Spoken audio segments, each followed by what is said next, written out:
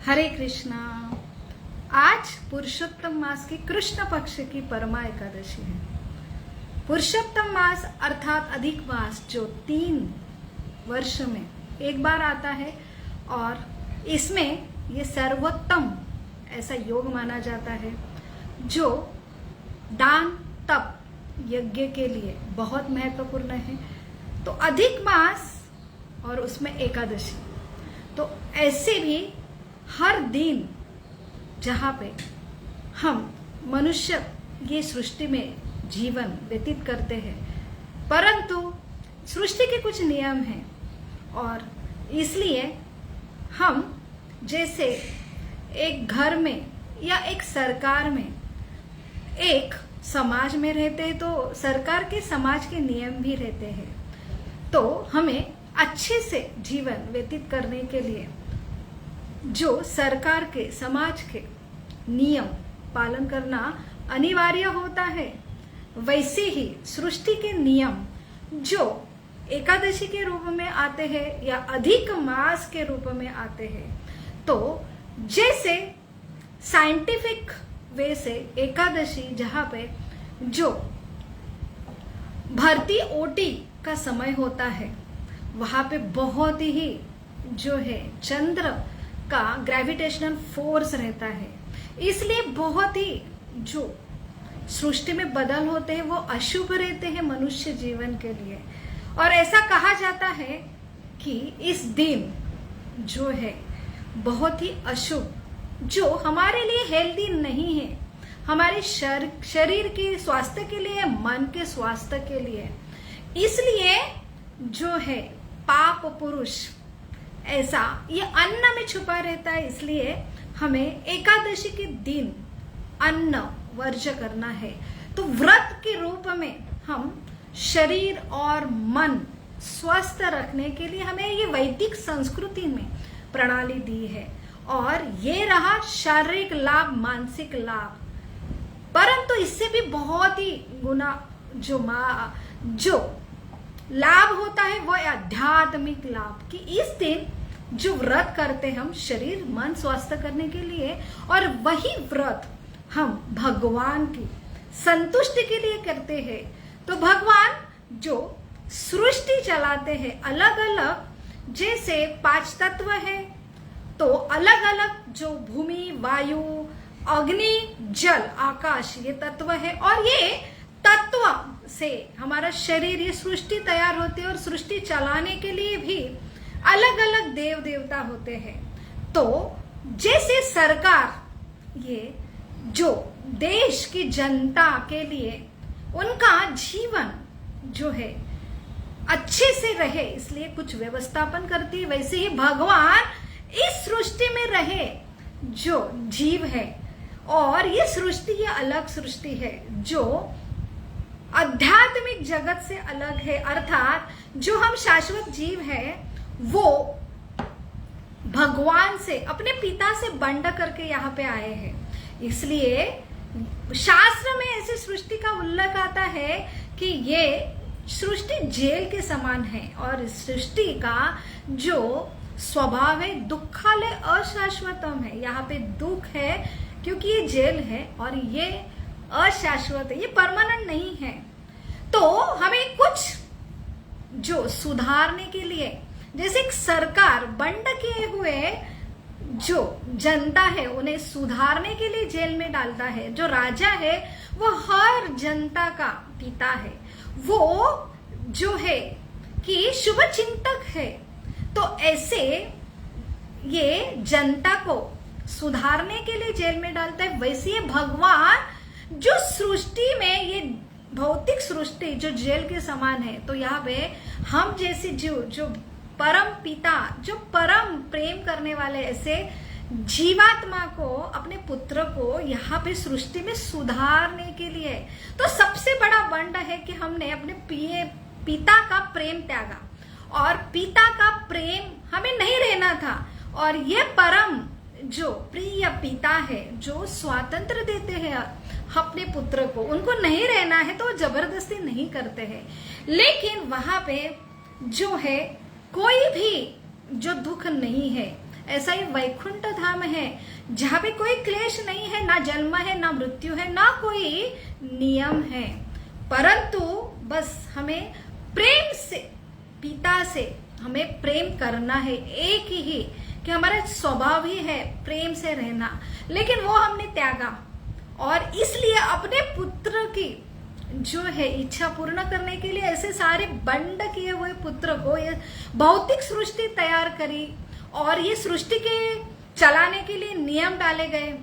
तो ऐसे ही ये सृष्टि चलाते समय ऐसे ये सृष्टि के बदल में, जैसे एकादशी के दिन बहुत सारे बदल होते हैं, तो ऐसा चंद्र सूर्य जो हमें लगता है सृष्टि के लिए चलाने के लिए, तो ऐसे उनके मूवमेंट से बदल होता है, वो हमारे स्वास्थ्य के लिए नहीं अच्छा होता। इसलिए हमें नियम दिए जाते हैं कि अन्न का ग्रहण नहीं करना चाहिए। आपको अगर आयु बढ़ानी है और आपको मन जो है शांत रखना है, तो इसलिए मन अन्न खाना वर्ज्य रहता है। लेकिन आध्यात्मिक जगत से इस दिन अगर ये व्रत करते हैं तो ये विशेष दिन है जहां पे एकादशी, जैसे पुरुषोत्तम मास, ये भी अशुभ मल मास बोला जाता, क्योंकि यहाँ पे चंद्र और सूर्य गणना इनका जो कोऑर्डिनेशन होने के लिए ये दोनों का ये 30 एक्स्ट्रा डेज के लिए अधिक मास आया है। तो यहाँ पे कोई भी जो राशि में सूर्य प्रवेश नहीं करता, जैसे सूर्य ग्रहण, चंद्र ग्रहण यहाँ पे अशुभ माना जाता है, क्योंकि ऐसा साइंटिफिक दृष्टि से यहाँ पे बहुत सारे वातावरण में ऐसे बदल होते हैं जो हमारे शरीर के लिए, मन के लिए अच्छा नहीं रहता है। इसलिए सूर्य ग्रहण, चंद्र ग्रहण में बहुत सारे नियम बताए हैं। और अल्टीमेटली सबसे बड़ा जो हमारा खतरा है कि हमारे मन में ऐसे आसुरी वृत्ति अंदर चली जाती है और हम आसुरी भावना तैयार करते हैं। तो ये बचाने के लिए शास्त्र में ऐसे नियम बोले जाते, चंद्र ग्रहण हो, सूर्य ग्रहण हो, अधिक मास हो, कि इसमें सबसे बेस्ट है कि हमने ऐसे परम पिता भगवान का आश्रय लेना चाहिए। तो अगर एक पुत्र जो है बहुत ही खतरे में है, तो जैसे वो अपने पिता को पुकारता है, पूरा आश्रित होता है, समर्पित होता है, और पिता भी सक्षम होता है। बस स्वतंत्रता के लिए उन्होंने जो अपने पुत्र के लिए स्वतंत्रता देता है कि तुझे शरण मेरे साथ रहना है, मैं चाहिए क्या नहीं चाहिए, ये सबसे परम श्रेष्ठ प्रेम का लक्षण है। वही भगवान पूर्ण पुरुषोत्तम कृष्ण हम जैसे जीवों को देते हैं। तो आध्यात्मिक में एक रहता है जो है हमें नियम पालन करना है, जो है कर्म कांड, जो विधि विधान बोला जाता है, जो उसमें पूजा, यज्ञ, दान तप बोला जाता है। तो वही जो हमें विशिष्ट तिथि, चाहे एकादशी हो, सूर्य ग्रहण हो, चंद्र ग्रहण हो, अधिक मास हो, उसमें बोला जाता है, क्योंकि आपको सृष्टि में रहना है। तो वैसा ये विधि विधान, अलग अलग देव देवता का जो पूजा भी बोला जाता है कि आपको ये सृष्टि में अच्छा रहना है तो ये करो। लेकिन और एक है कि इससे तो लाभ होगा, लेकिन हम अगर ये पूजा, दान, तप, ये हम जो भगवान जो ये सृष्टि चलाने के लिए, निर्माता चलाने के लिए और सबके लिए जो कारणीभूत है, ऐसे परम भगवान का हम सिर्फ प्रेम से समर्पित होके आश्रय लेते हैं, वो सर्वश्रेष्ठ यज्ञ, दान, तप कहा जाता है। इसलिए एकादशी और उसमें अधिक मास, इसलिए बहुत ही दान का महत्व है। तो यज्ञ अर्थात पूजा विधि करना, पूजा पाठ करना, जप तप करना, और तप अर्थात व्रत करना, ये दोनों चीज कलयुग के जो जीव है उसके लिए बहुत ही डिफिकल्ट होता है। और उसमें श्रद्धा ही नहीं, विश्वास नहीं है, हमें इतना इंटेलिजेंट नहीं है, हर चीज में हम डाउट लेते हैं। और ऐसा डाउट लेना भी स्वाभाविक है, क्योंकि ये कलयुग कलह अर्थात हर कोई यहाँ पे अपने भोग के लिए वो है दूसरों को फंसाते, तो फंसाने की टेंडेंसी बहुत है। इसलिए तो हम जो है इतने फंसाए जाते हैं, तो हर अच्छी चीज के लिए भी डाउट लेते हैं। तो एक तो श्रद्धा नहीं है अंदर, तपस्या करने का श्रम भी नहीं है, व्रत करने की कैपेसिटी नहीं है, विश्वास नहीं है, और सबसे जरूरी है, बहुत आसान है कि दान करना, उसके लिए तो हमारी कैपेसिटी नहीं है। तो हम इतने कंजूस और ऐसे हम स्वार्थी होते हैं कलयुगी कि हमारी देने की प्रवृत्ति ही नहीं रहती, बस हमें लेना है।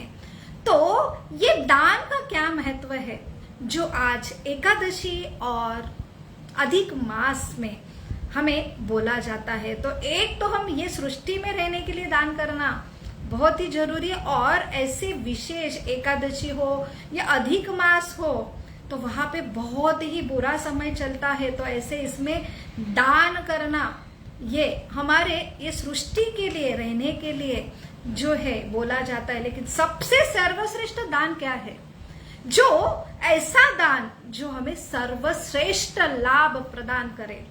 ऐसे ये विषय पर आज के परमा एकादशी के पवित्र उपलक्ष्य पर हम यहाँ पे चर्चा करेंगे, जो है शास्त्रीय दृष्टिकोण हम यहाँ पे परखने का प्रयास करेंगे। इसलिए हम गुरु से, भगवान से जो है आशीर्वाद की याचना करेंगे और इस विषय पे आज चर्चा करने का प्रयास करेंगे। ओम अज्ञानतिमिरान्धस्य ज्ञानांजन शलाकया चक्षुरुन्मीलितं येन तस्मै श्री गुरवे नमः।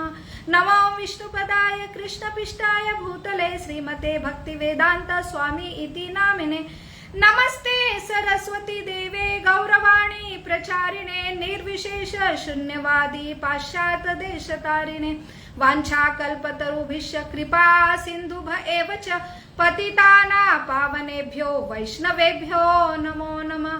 जय श्री कृष्ण चैतन्य प्रभो नित्यानंद, श्री अद्वैत गदाधर शिवासादि गौर भक्तवृंद। हरे कृष्णा कृष्णा कृष्णा हरे हरे, हरे राम राम राम हरे हरे। मूकं करोति वाचालं पंगुं लंघते गिरिं यत्कृपातमहं वन्दे श्रीगुरु दीनतारिणं। परमानंद माधवं श्री चैतन्यम ईश्वरम। हरे कृष्णा। तो अधिक मास के लिए हमने बहुत ही हम सुनते हैं कि ऐसे मंदिरों में जो कभी नहीं जाने वाले वो भी जाते हैं, और जो हमेशा जाते हैं वो बहुत बार जाते हैं। और सबसे जरूरी हम देखते हैं कि लोग ब्राह्मणों को दान देते हैं, भगवान को दान देते हैं, और उसमें भी 33 आंकड़ा कि इसमें जो कुछ देना है। और हम सुनते भी है कि मालपुए या अनारसा 33 अनारसा दान किए जाते हैं। तो हमें लगता है ऐसी वैदिक जो प्रणाली है, थोड़ा अचंबा भी होता है कि 33 आंकड़ा ही क्यों, और दान ही देना क्यों, फिर अनारसा या मालपुआ ही क्यों देना है। तो इसके लिए ये जो यज्ञ ताप दान, ये जो विधि विधान है 2 प्रकार के हैं। एक है श्रेयस और एक है प्रेयस। प्रेयस अर्थात मेरा लाभ, मेरा जो है पर्सनल लाभ, और एक है श्रेयस। श्रेयस का अर्थ है सबके लिए और लॉन्ग टर्म ऐसा उसका लाभ हो। तो श्रेयस अर्थात मुझे मनुष्य जीवन ये शरीर मिला है, और इसको अच्छा रहने के लिए जो सृष्टि के नियम है, तो ऐसे भी लोग रहते हैं। तो हम दान करने की प्रवृत्ति हर जीव में, मनुष्य में देखते हैं। तो यहाँ पे अलग अलग प्रकार के मनुष्य हम देखते हैं, क्यों जो मनुष्य बिल्कुल ये शास्त्र पे विश्वास नहीं करते हैं और सृष्टि के नियम पे विश्वास नहीं करते, बस हमें जो दिखाई देता है उसके ऊपर विश्वास करते हैं, ऐसे लोग भी दान करते हैं। तो दान किस रूप में होता है? तो अलग अलग दान की जो सिस्टम है और उसका अलग अलग क्या क्या लाभ होता है वो हम आज यहाँ पे जानने की कोशिश करेंगे। जो मनुष्य भगवान की कोई शास्त्र मानता नहीं, सृष्टि के नियम नहीं मानते, वो भी दान देते हैं। जैसे कोई करुणावश जो है, कोई भिखारी है, बहुत ही दीन है, ऐसा कोई नीडी है, उसको दान देता है। जो मनुष्य सही में उसको करुणा भाव एक उपजत रहता है, तो हम कोई भी दीन कोई आता है, मांगता है, बहुत याचना करता है, तो हम दे देते हैं। तो ऐसा जो दान है जो है कि हम बिना कुछ परखे बस करुणा आई और दे दिया बिना कुछ विचार से, तो ये तामसिक दान कहा जाता है। लेकिन जो लेने वाला है, बहुत अच्छी बात है कि हम दूसरों को हेल्प कर रहे हैं, लेकिन ये जो लेने वाला है अगर उसका दान का उपयोग जो है गलत काम के लिए करता है, तो हमारी जो करुणा है जिसकी वजह से हम हेल्प करने के लिए जाते हैं, लेकिन उसका लाभ कम, हमें रिएक्शन ही ज्यादा आती है। अगर वो जो दान का उसने अगर गलत चीज जो की है, तो जैसे मांस खाया या मदिरा पी, तो उसका जो मांस मदिरा खाने का जो पाप उसे मिलता है, उससे भी डबल जिसकी वजह से वो कर रहा है वो मिलता है। तो यहाँ पे ऐसा जो दान से हमें लाभ कम, हमें नुकसान ही ज्यादा होता है। तो ये होता है एक दान। दूसरा है कि हम बहुत ही अच्छी बुद्धि में स्थित है और कोई तो बहुत ही नीडी है, जैसे शिक्षण के लिए उसे बहुत ही स्टूडेंट होनहार है, उसको मदद की जरूरत है। बहुत सारे लोग हमें देखते हैं कि परोपकार की भावना रहती है और ऐसे नीडी पर्सन को जो हेल्प करते, दान देते, तो ऐसा जो दान है तो यहाँ पे आपको जरूर रिटर्न में मिलेगा। वो है पुण्य के अकाउंट में चला जाएगा। और आप जैसे हम भारत देश में रहते, अमेरिका में जहां पे बहुत ज्यादा सुविधा है तो वहां पे हमें पास मिलता, वैसे स्वर्ग में ये सृष्टि पृथ्वी में जितना भोग ऐश्वर्य उससे बहुत ही गुना, और वहां पे बीमारी भी नहीं है, बुढ़ापा भी नहीं है, तो वहां जाने का पास हमें मिलता है पुण्य के रूप में। तो जो इस भावना से देते कि मुझे पुण्य चाहिए, उनको वहां ट्रांसफर किया जाता है। लेकिन ऐसे लोग रहते वो स्वर्गोपी को नहीं मानते, लेकिन उसको मदद करना है, तो ऐसे लोगों को फिर से जो है उनके पाप कर्म के वजह से और नोइंगली अननोइंगली जो कुछ पाप होते हैं वो नरक में जाते हैं। लेकिन उनको ऐसे पुण्य करते लेकिन वो विश्वास नहीं होते स्वर्ग के, उनको फिर से पृथ्वी में मनुष्य जीवन के रूप में उनको लाभ होता है जन्म लेने के लिए। तो ये होते हैं, ये है भौतिक जो है दान और उसका जो है परिणाम। अभी आते हैं जो है कि हम दान देते हैं, तो हम दान देते हैं तो वहां पे मनुष्य जीवन जहाँ पे हमें अलग अलग ऋण होते, माता पिता का ऋण रहता है, देव देवता का ऋण रहता है। माता पिता ने शरीर दिए, हर देव देवता चाहे सूर्य हो चंद्र हो, जो अलग अलग हमारे जो है पार्ट, बॉडी पार्ट को क्या करता है, पोषण करता है, जिसकी वजह से हमें दृष्टि प्रदान होती है, मन की शांति प्रदान होती है। अलग अलग हमारे पार्ट, अलग अलग देव देवता क्या करते हैं, वो पालन करते हैं हमारे।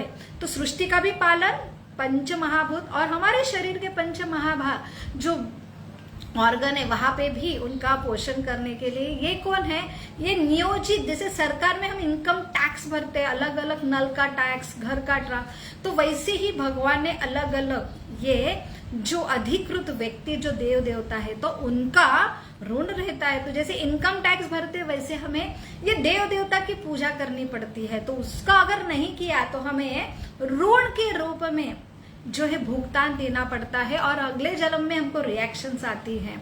तो अलग अलग देवदाता का ऋण, माता पिता का ऋण और हमारे पूर्वज है उनका, इसलिए हम तर्पण करते उनका ऋण। तो ये सारे ऋण जो है अलग अलग जो हमारे जैसे राजा है पालन पोषण करते हैं, अलग अलग जीव है अलग अलग उनका भी, भूतों का भी ऋण रहता है। तो ऐसे पंच जो ऋण है, जैसे एक ऋषि मुनियों का ऋण रहता है कि आपको पता नहीं तो उन्होंने शास्त्र लिखा है कि ये सृष्टि के ऐसे ऐसे नियम है, ऐसे ऐसे ऋण है, ऐसी सृष्टि चलती है, ये भी आपका कर्तव्य है। तो वो शास्त्र पढ़ के हम वो ऋषियों का ऋण से मुक्त होते हैं। तो ये ऋण जो मुक्त होने के लिए हमें दान देना पड़ता है। तो ब्राह्मणों को दान जो है अलग अलग पूजा विधि में जो दान देते हैं, तो ये ऋण से हम मुक्ति मिलती है। तो हमें ये जो हम उच्च गति के लिए हमें प्राप्त होने के लिए लाभ होता है। अभी सर्वश्रेष्ठ जो दान होता है तो वो है कि जैसे मुझे कुछ नहीं चाहिए, तो भागवतम में जो परम जो हमारे परमेश्वर पिता है तो उनके प्रेम के लिए हम दान देते हैं, तप करते हैं, यज्ञ करते हैं।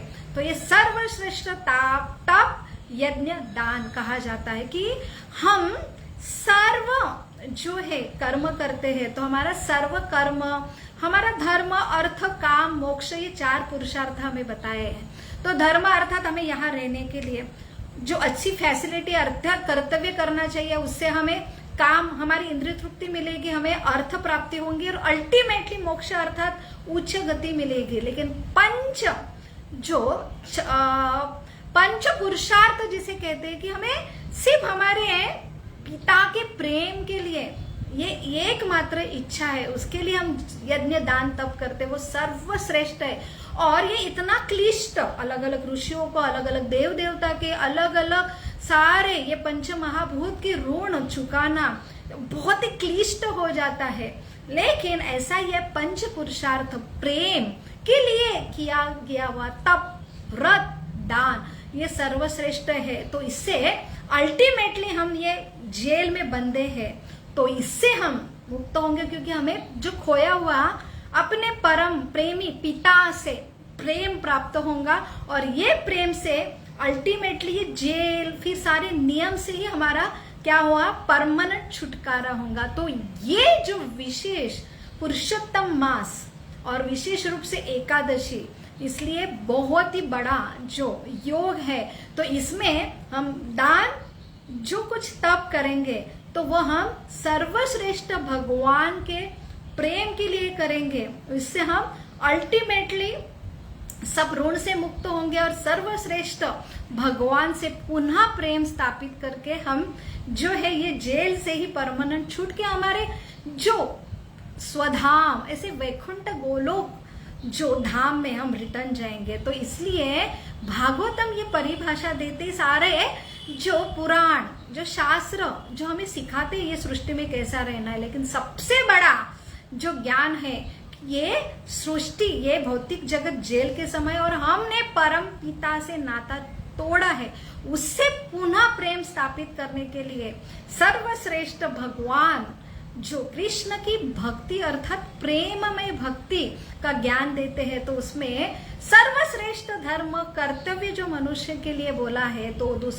पहले स्कंद के दूसरे अध्याय में जो हमें वर्णन मिलता है, सवैन पुंसा पुरो धर्म यतोर भक्ति रधोक्षुचे अहेतु की अप्रतिहता ययात्मा सुप्रसिद्धति। तो यह आत्मा के लिए प्रसन्न रहने के लिए सबसे बड़ा क्या है, ऐसा कर्तव्य जो भगवान से प्रेम निर्माण करे। वो प्रेम, मुझे कुछ नहीं चाहिए, अहेतु की अप्रतिहता, प्रतिहता अर्थात निरंतर, और अहेतु की मुझे कुछ भी हेतु नहीं चाहिए। तो सर्वश्रेष्ठ हेतु यही है। एक बच्चा है, पुत्र है पिता से, और वो भी पिता जो राजा है उनसे बिछड़ा है क्योंकि उसने नफरत की है। तो इसलिए वो ऐसे परम पिता का महल छोड़ के आया, इसलिए उसको सारे नियम है, सारे ये जो कष्ट है। तो सर्वश्रेष्ठ जो धर्म है जिसके द्वारा वो फिर से अपने खोए हुए पिता का प्रेम जो पाए, तो उससे वो यही सबसे बड़ा क्या है, मनुष्य का धर्म है। और वो है जो अधिक मास में हम परम पुरुषोत्तम भगवान कृष्ण के लिए यज्ञ दान तप करते, और वो भी अगर इस मास में, इस एकादशी के दिन में करे।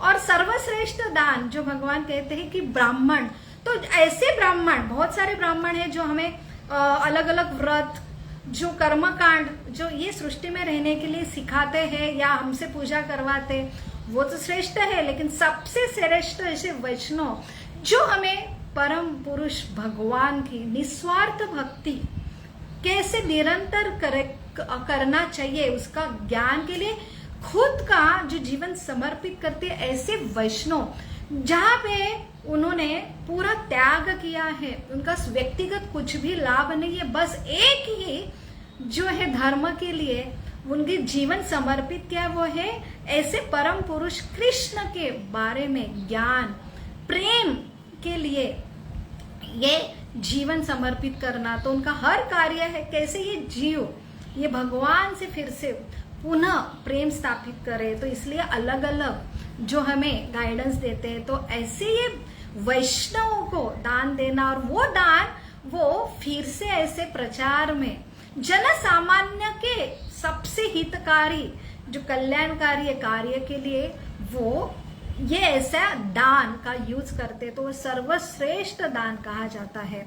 तो इसलिए हम जो मंदिर जाते, पूजा करते, व्रत करते हैं, तो सर्वश्रेष्ठ ये है कि ऐसा जो ज्ञान जिसकी वजह से ये अज्ञान है, ये ज्ञान ही जिसको पता नहीं है, तो ये ज्ञान का प्रचार करना ये सर्वश्रेष्ठ। और ऐसा प्रचार करने वाले ऐसे वैष्णव को हम दान के रूप में उनको हेल्प करेंगे, तो ये सर्वश्रेष्ठ दान है। तो जिससे ये प्रेमा भक्ति हमारे हृदय में फिर से स्थापित होंगी। तो ये श्रेष्ठ है, अर्थात सब जीवों के लिए है। तो इसलिए सर्वश्रेष्ठ दान के लिए श्रीमद् भागवतम में 9वें स्कंद में एक रंती देव, ये महाराज, ये राजा थे, उनका स्टोरी आता है। तो वहां पे हम सीखेंगे कि कैसे ये रंती देव, तो इससे भागवत में ऐसे पूरे भक्तों की, ऐसे राजा की, सबकी ब्राह्मणों की ऐसी स्टोरी कि उन्होंने अपना जीवन जो है ये श्रेष्ठ कार्य में समर्पित किया, और जिससे सिर्फ उनका एक ही दो धर्म है, सबको ऐसा, जैसे प्रहलाद महाराज वो क्या मांगते हैं भगवान से कि मुझे ये भौतिक जगत, ये सृष्टि में जीव अटके हैं, भगवान से छोड़ के आए इसलिए इतने दुख में है, मुझे यही रहने दो जब तक सारे जीव फिर से भगवत धाम नहीं लौट के आते हैं। तो ऐसे ये अलग अलग भक्तों की कथा आती है। वैसे ही ये रंती देव, ये महाराज है, राजा है, क्षत्रिय है, जो जन के नेता है। तो कैसे आइडियल होना चाहिए राजा ने, कि वो कैसे परम कल्याणकारी की परिभाषा हमें सिखाते हैं कि ये ऐसा राजा है, अपने जन के, जनता के लिए, परम कल्याण के लिए फिर से सर्वश्रेष्ठ भगवत धाम ऐसे जीव रिटर्न जाए, इसलिए वो उपास करते हैं। ऐसे ये 48 दिन का उपास, और वो कैसा उपास, बिना जल का, बिना अन्न का। अगर हम एक दिन अन्न से, पानी से रहे तो भी हमारी स्थिति क्या होती है। तो ये राजा ने बिना जल, बिना अन्न के 48 दिन का उपास किया। और जब व्रत छोड़ने की, ये सिर्फ इसके लिए कि मेरे पूरे प्रजा को सबसे बड़ा लाभ, ये लाभ हो, उनको भक्ति प्रदान हो, तो ये वो निस्वार्थ दूसरे के कल्याण के लिए उपास कर रहे थे। और जब उपास छोड़ने की जब टाइम आया, समय आया, और ऐसा ये राजा के सारे जो घर वाले थे वो भी ऐसे राजा को फॉलो कर रहे थे, उन्होंने भी उपास पकड़ा था, लेकिन अभी बहुत क्षीण हो चुके थे बिना अन्न, बिना पानी से। अभी कुछ ही क्षण में पानी और अन्न अगर ग्रहण नहीं करते तो वहां पे उनका शरीर का अंत हो जा रहा होता। तो अभी यहाँ पे उपास छोड़ने का टाइम आया। अन्न, अलग अलग स्वादिष्ट अन्न, पानी यहाँ पे उन्होंने रखा, भगवान को उन्होंने प्रार्थना की कि ये सारा जो मेरा तप, जो त्याग है, ये सारे जीव सृष्टि, इन्हें भौतिक जो क्लेश है उनको मुक्ति दे के आप फिर से ये उन्हें भगवत धाम लेके जाए। तो ऐसे समय में उनके द्वार पे जैसे वो प्रसाद, पानी ग्रहण करने के लिए जाते हैं, तो टक टक आवाज आती है। वहां देखते हैं तो एक ब्राह्मण जहाँ पे भिक्षा मांगने के लिए आते कि मैं बहुत भूखा हूँ राजा, मुझे अन्न दो। तो तुरंत रंती देव को बहुत आनंद होता, वो बोलते थैंक यू भगवान, आप कितने दयालु हो कि अभी भी मेरे हाथ से आप ये क्षण में भी दान देने का प्रयोजन दिया है आपने। तुरंत जो हिस्सा उन्होंने प्लेट में लिया था उसका आधा हिस्सा तुरंत ही ब्राह्मण को दिया। और जैसे फिर से वो प्रसाद के लिए बैठे तभी तुरंत आवाज आई, और कोई तो आया था वहां पे, एक शूद्र। अभी एक ब्राह्मण के लिए तो कोई भी दान देगा, लेकिन एक शूद्र आया द्वार पे और फिर से बोला कि मैं बहुत भूखा हूँ, हे राजा मुझे अन्न दो। अभी आधा जो अन्न था उसका भी 50% उन्होंने वो जो शूद्र था उनको दान दे दिया। अभी सिर्फ 1/4 पार्ट बाकी है।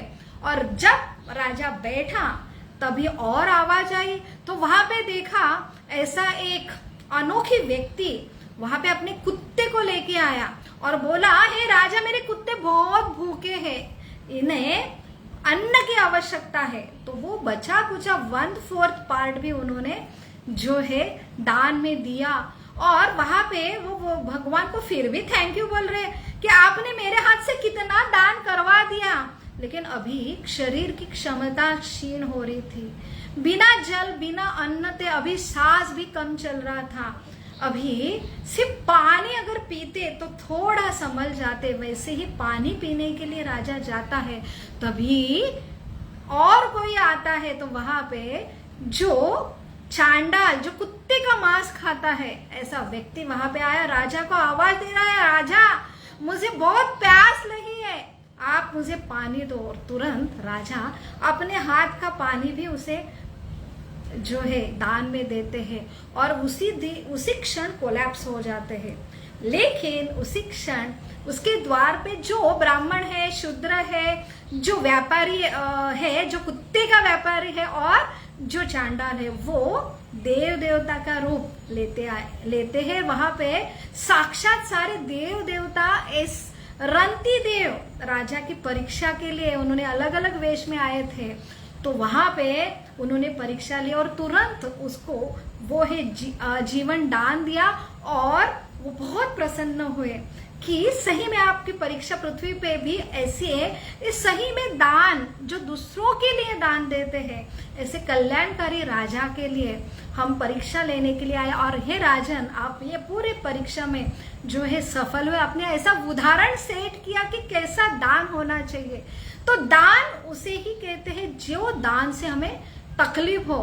हमारे पास बहुत संपत्ति, थोड़ा सा हम दान देते हैं, हमको लगता है मैं दानवीर हूं, लेकिन उसे दान नहीं कहते हैं। ऐसा दान जो हमारे लिए बहुत कष्टदायी हो, वो हम दान देते हैं। और सर्वश्रेष्ठ दान जो भगवान के जो है प्रेम प्राप्ति के लिए निस्वार्थ रूप से जो सर्वश्रेष्ठ दान है। तो इसलिए ये कथा से हमें ये समझ में आती है कि मनुष्य जीवन के लिए ये यज्ञ दान तब क्यों बोला गया है, क्योंकि हम इतने खो जाते हैं। ये सृष्टि में फिर संसार की रिस्पॉन्सिबिलिटी आती है, अलग अलग दायित्व आते हैं। तो ये बहिरंग का जो शक्ति है, जैसे गुरुत्वाकर्षण शक्ति हमारे ऊपर हावी होती है, तो ऐसे ऐसे रजोगुण तमोगुण की अलग अलग बहिरंगा शक्ति सृष्टि के हम ही कौन है, जो है स्वामी है, भोक्ताराम है।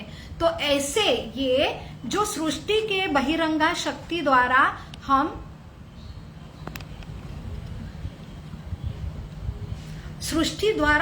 जो है मोहित होते हैं, सम्मोहित होते हैं और भूल जाते हैं हम क्यों आए। ये सारा ये प्रयोजन होता है यज्ञ दान तप। ये अलग अलग मास आता है, एकादशी आती है, तो ये जो सबसे बड़ा प्रयोजन है यज्ञ दान तप का, कि हम जो हमारी खोई हुई चेतना है, जो हम सम्मोहित हुए, जैसे भूल रोग तज्ञ जो है ऑपरेशन के टाइम हमें इंजेक्शन देके सुला देते, वैसे ही हम ये हमारी इच्छा अनुसार भोग करने की इच्छा, भगवान से सेपरेट रहने की इच्छा, भगवान से अलग रह के जो है हम स्वामी बनने की इच्छा करने से हम स्वामी नहीं है, फिर भी हमारी इच्छा है, तो हमारे बहिरंगा शक्ति से हमको भुला दिया जाता है और हम ये मनुष्य जीवन में अपने कर्तव्य में सारे भूल जाते हैं। इसलिए भारत भूमि में वो भी मनुष्य जन्म मिला है, तो ऐसे वैदिक संस्कृति में अलग अलग जो प्रथा है, तो हमको सिर्फ जगाए रखने के लिए बहिरंगा शक्ति